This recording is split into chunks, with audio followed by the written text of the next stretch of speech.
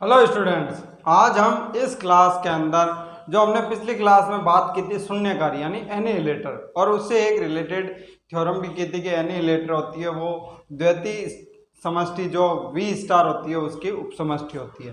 अब बात करते हैं शून्यकारी की विमा यानी डायमेंशनल ऑफ एनिहिलेटर। तो क्या होता है स्टूडेंट ने, देखो शून्यकारी की विमा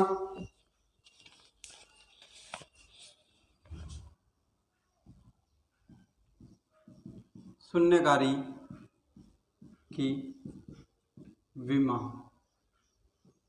तो स्टूडेंट डेफिनेशन की जब बात की जाए तो हम सीधी सी जनरल इसकी डेफिनेशन नहीं दी हुई होती, तो हम इसकी लिखते हैं यदि W सदिश समष्टि VF की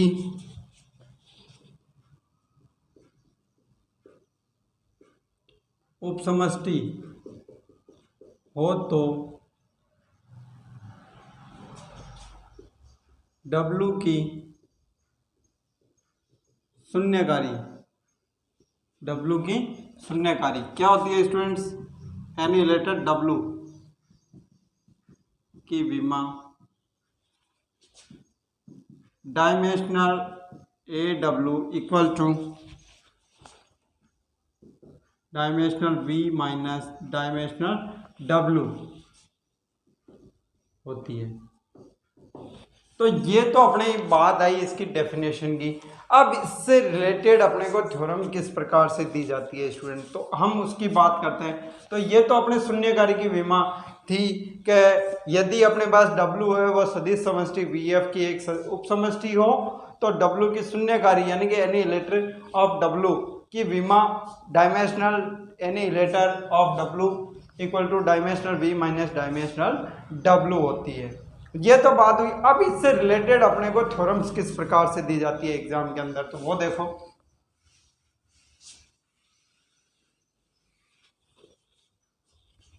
तो इससे रिलेटेड क्या हो जाएगा? थ्योरम्स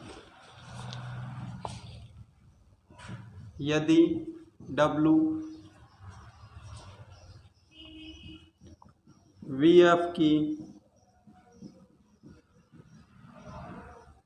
उपसमष्टि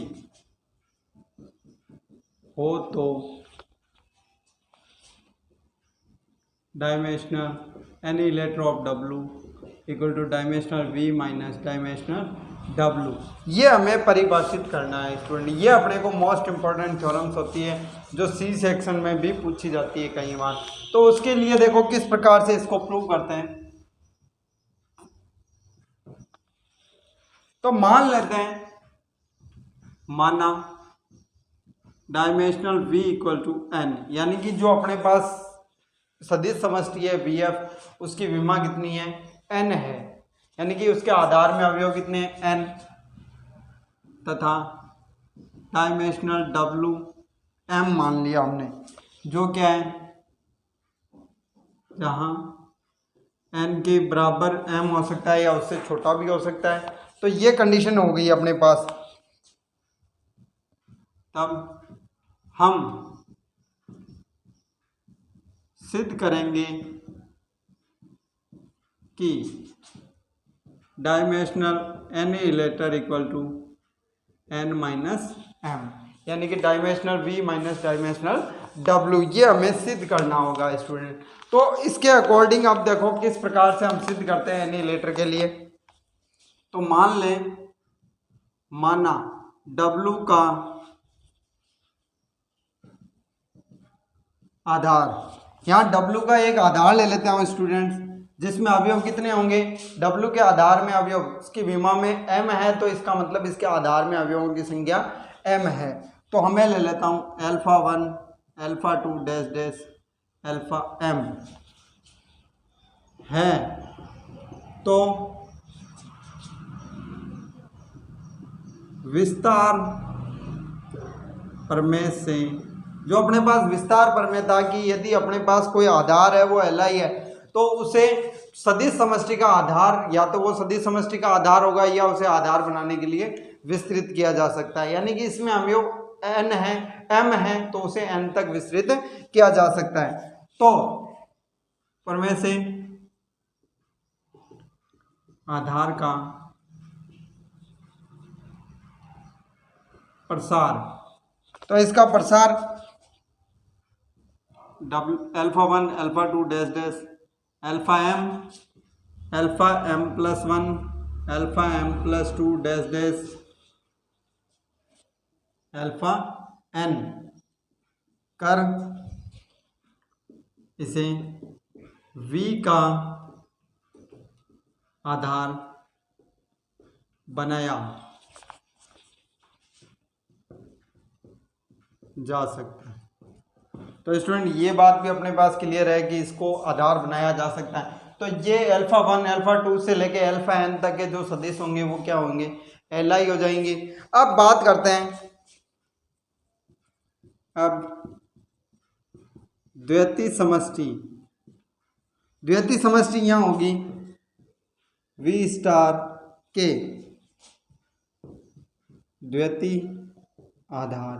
तो स्टूडेंट कल ही हमने बात की थी द्वितीय आधार, तो इसके अंदर फंक्शनल होंगे। द्वितीय समष्टि के अंदर तो आधार उसी के अवयव होंगे तो वो फंक्शनल रूप में होंगे। और यहाँ पे V स्टार हमें पता है कि V और V स्टार की विमा क्या होती है, बराबर होती है।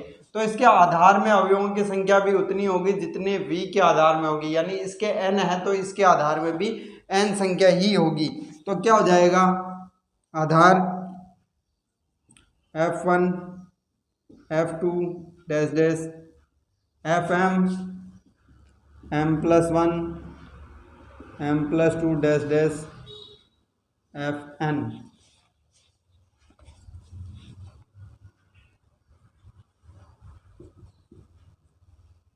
लें तो अब हमने ये क्यों लिया स्टूडेंट, मैं लिख देता हूं ले, क्योंकि हमें पता है कि dimensional V equal to dimensional V star, यानी कि अर्थात V व V स्टार के आधार में अवयवों की संख्या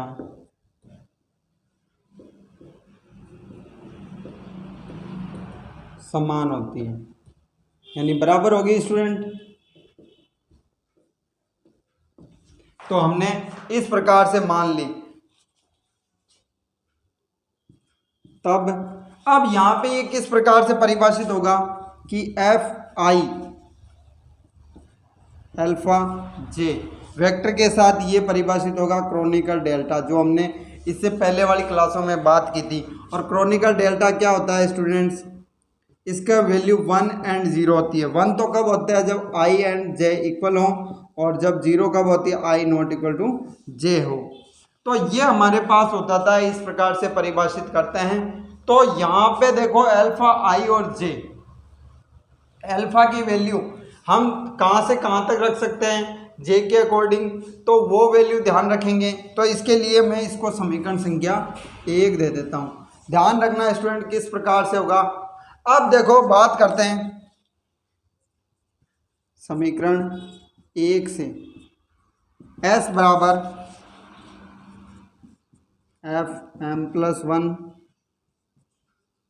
m plus 2 dash dash Fn।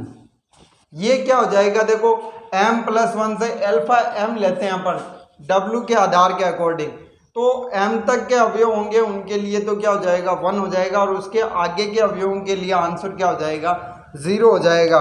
तो द्वितीय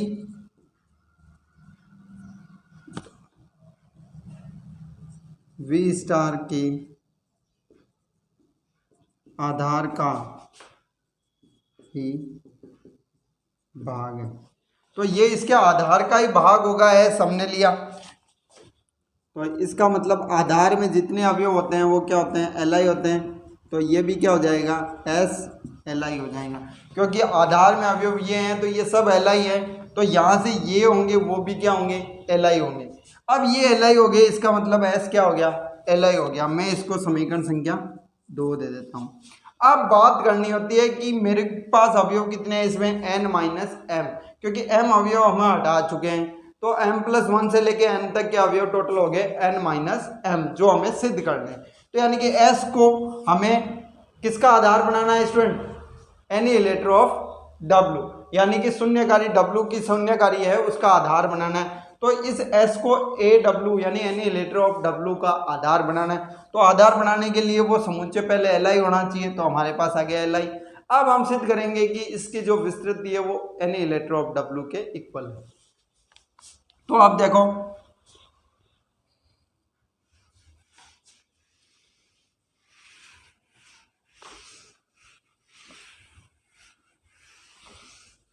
ध्यान से देखना स्टूडेंट। अब हम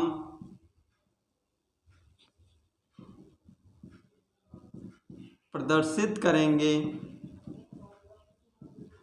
कि S का जो लीनियर स्पेस है वो एनिहिलेटर W के इक्वल है। तो देखो सबसे पहले अब हम प्रदर्शित करेंगे, तो इसके लिए चूंकि हम मान लेते हैं, मानना F कोई अपने पास फंक्शनल है एनिहिलेटर ऑफ W। अब ये इसके अकॉर्डिंग है, इसका मतलब एनिहिलेटर ऑफ W उपसमष्टि किसकी होती है, V स्टार की। तो ये आ जाएगा V स्टार के अंदर। तो ये V स्टार है, तो V स्टार कारण क्योंकि एनिहिलेटर ऑफ W V स्टार की उपसमष्टि है। ये भी हम करके आए हुए हैं स्टूडेंट। तो यहां तक तो अपने पास बात क्लियर है, तथा हम जानते हैं V स्टार के किसी अवयव को V स्टार के आधार के अवयवों के LC रूप में लिखा जा सकता है। यह हमें पता है थ्योरम्स के अकॉर्डिंग, किसी भी अपने पास सदिश समष्टि है उसके अवयव को उसके आधार के LC रूप में लिखा जा सकता है। तो देखो कैसे लिखेंगे। अब देखो स्टूडेंट, इसलिए हमारे पास f अवयव है, तो आधार में f1 से लेके कहां तक है, n तक अपने पास अवयव है, तो इसको हम लिख सकते हैं i = 1 से लेके n तक, जहां अपने पास अवयव होंगे ai f। तो इस प्रकार से मैं इसको समीकरण संख्या 3 ले लेता हूं स्टूडेंट। अब बात आती है तथा एनिहिलेटर ऑफ W है f, तो इसके अकॉर्डिंग क्या हो जाएगा, f अल्फा आंसर क्या 0 रहेगा, जहां पे प्रत्येक अल्फा किसका अवयव है, W के। ये अपने पास डेफिनेशन से आ गया, परिभाषा से। तो इसको हम ले सकते हैं अल्फा के लिए, सभी के लिए W में अवयव कितने हैं, m। तो उसके लिए देखो f अल्फा j = 0, जहाँ j 1 2 डैश डैश m अवयव तक होगा। तो इसके अकॉर्डिंग f की हम वैल्यू रख सकते हैं समीकरण से। तो समेशन i = 1 से लेके n ai fi alpha j = 0, समीकरण 3 से। तो समीकरण 3 से स्टूडेंट अपने पास ये होता है, तो हम इसको क्या लिख सकते हैं, देखो समेशन i = 1 से लेके n ai fi alpha j = 0। तो अपने पास देखो समीकरण संख्या 1 में हमने क्या लिया, fi अल्फा j को हमने लिया था, तो यहाँ हो जाएगा i = 1 से लेके n ai डेल्टा ij = 0, समीकरण 1 से। ध्यान से देखना स्टूडेंट।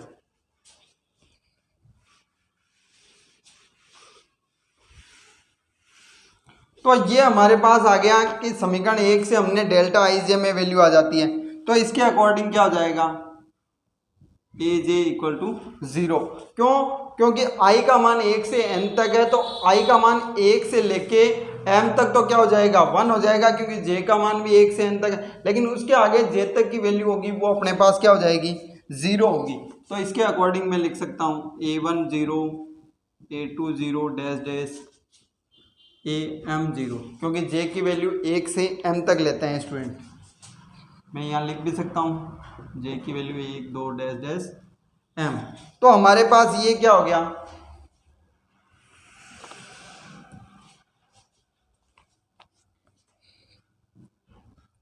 समीकरण। अब हमारे पास एक समीकरण आई थी स्टूडेंट, समीकरण संख्या 3। तो समीकरण 3 से, तो समीकरण 3 से अपने पास वैल्यू क्या हो जाएगी, f इक्वल टू, समीकरण 3 क्या थी स्टूडेंट, देखो f equal to A I F I summation I equal to 1 से लेके n तक। तो हमारे पास 1 से लेके m तक के तो क्या हो गए, 0 हो गए।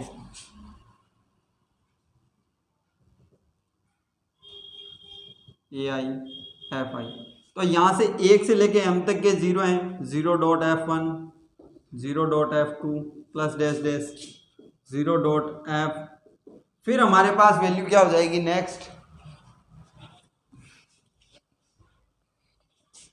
ए M plus 1 F M plus 1 dash dash A N plus F N. तो स्टूडेंट इसको हम क्या लिख सकते हैं, f बराबर A M plus 1 F M plus 1 plus dash dash A N F N. तो इसका मतलब क्या हो गया, s के अवयवों का एलसी रूप, किसका रूप आ गया स्टूडेंट्स, s के अवयवों का एलसी रूप आ गया। तो हमारे पास ये हो गया, तो इसको लिख सकते हैं कि f किस में आ गया, ls में आ गया। तो यहां से अपने पास क्या हो जाएगा स्टूडेंट्स, इस प्रकार f हमने ए डब्ल्यू में लिया और हमारे पास f किस में आ गया, ls के अंदर। तो इसके अकॉर्डिंग अपने पास हो गया कि annihilator of w subset of ls, समीकरण संख्या 4। तो यहाँ तक हो गया। अब हमें तो इसी को बराबर करना है, यानी कि ls को एनिहिलेटर ऑफ w का सबसेट बनाना है। तो वो देखो किस प्रकार, तो पुनः मान लेते हैं students f subset of ls। तो इसका मतलब f होगा वो s के अवयवों का LC रूप होगा। तो वो मैं मान लेता हूँ k का मान m प्लस 1 से लेके n तक, b के एंड f के। ये मेरे पास समीकरण संख्या 5 ले लेता हूँ। तो स्टूडेंट इसके प्रकार से तथा एक अवयव w में लेता हूँ अल्फा। तो अल्फा किस प्रकार से परिभाषित होगा, alpha equal to summation of w का आधार है j का मान 1 से लेके m तक, वहाँ सी जे अल्फा j। तो ये मेरे पास समीकरण संख्या 6 आ जाती है स्टूडेंट। अब देखो नोट करते रहे स्टूडेंट, क्योंकि थ्योरम थोड़ी सी लेंथी है। तो अब हम लेते हैं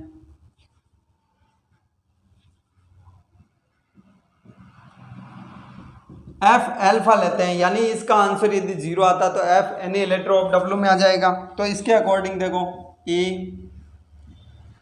जे इक्वल टू 1 से लेके m, यहाँ पे अपने पास सी जे अल्फा। तो यहाँ से क्या हो जाएगा स्टूडेंट, देखो summation of j equal to 1 से लेके m C J alpha j।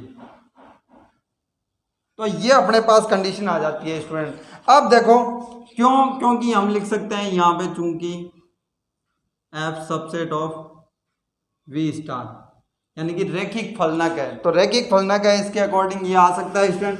अब बात करते हैं अपन, देखो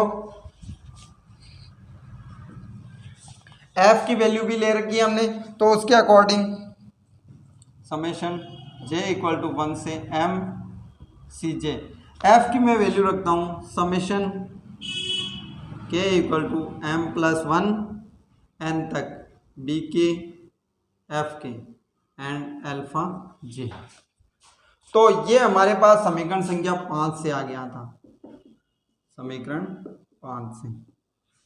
तो स्टूडेंट क्या हो जाएगा नेक्स्ट, देखो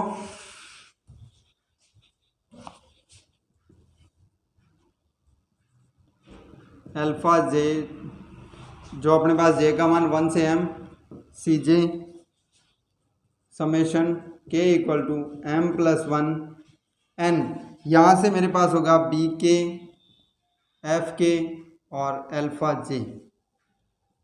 तो स्टूडेंट ये आंसर क्या हो जाएगा, अपने पास समीकरण 1 के अकॉर्डिंग देखना है, तो हमारे पास ये हो गया अल्फा जे का मान 1 से एम सी जे समेशन के का मान अपने पास एम प्लस 1 से एन, और ये हो जाएगा बी के और डेल्टा यहाँ पे जे के आ जाएगा। तो जे के का वैल्यू स्टूडेंट क्या आ जाएगा, के की वैल्यू एम प्लस 1 से शुरू एन तक होती है और इसका मान 1 से लेके एम तक होता है, यानी कि दोनों की वैल्यू कभी भी बराबर नहीं हो सकती। बराबर नहीं होगी तो अपने पास आंसर क्या आ जाएगा, जे का मान 1 से एम, फिर समेशन आई का मान के का मान एम प्लस 1 से लेके एन, तो यहाँ सी जे बी के डॉट 0, तो अपने पास इसका आंसर क्या आ जाएगा 0, क्योंकि सी जे एंड बी के तो कांस्टेंट है। तो यहाँ से अपने पास अवयव आ गया एफ एल्फा इक्वल टू 0, इसका मतलब एफ किस में आ गया, एनी लेटर ऑफ डब्ल्यू। तो इस प्रकार हमने क्या व्यक्त कर दिया, इस प्रकार एफ किस में लिया था, लीनियर स्पेन ऑफ एस, अपने पास आ गया F annihilator of W. तो इसका मतलब क्या हो गया अपने पास कि linear span subset of annihilator of W, समीकरण संख्या 7। तो मैं लिखता हूँ समीकरण 4 व 7 से linear span of annihilator of W equal to समीकरण संख्या 8। तो ये हमारे पास समीकरण संख्या 8 भी आ जाती है। फिर देखो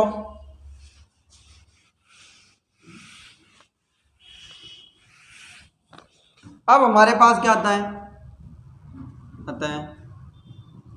समीकरण 2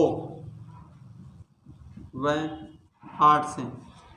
2 से अपने पास क्या है, देखो पहला एस एल आई है, सेकंड अपने पास कंडीशन आती है linear span of A W, इसका मतलब आता है एस ए डब्ल्यू का आधार है। तो परिणामतः है dimensional annihilator of W. S में अवयव कितने होंगे स्टूडेंट्स, एन माइनस एम। तो यहाँ से एन और एम हमने शुरुआत में क्या लिया था, तो वो हो जाएंगे dimensional of V minus dimensional of W. तो हमारे पास आ गया dimensional annihilator of W equal to dimensional V minus dimensional of W. तो इस प्रकार से स्टूडेंट ये अपने एक मोस्ट इम्पोर्टेंट थ्योरम होती है जो अपने को कई बार पूछी जाती है, तो ये इस प्रकार से सिद्ध होती है। तो ये थी शून्यकारी की विमा और इस प्रकार से हमने परिभाषित की स्टूडेंट। तो ये अब इससे आगे की अपने पास होगी शून्यकारी जो हम नेक्स्ट क्लास में करते हैं। तब तक आप पढ़ते रहिए। Thank you.